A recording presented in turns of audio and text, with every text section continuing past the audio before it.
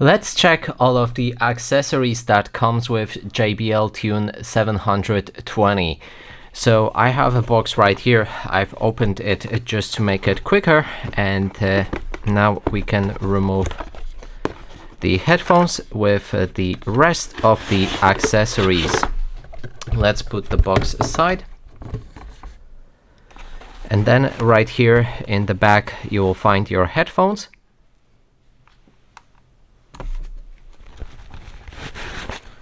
There's also cardboard that holds the headphones in place.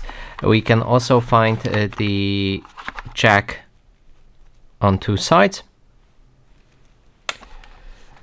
And then there's also a classic orange, short orange cable, which is USB to USB-C, and all of the instructions with warranties. And that is basically everything.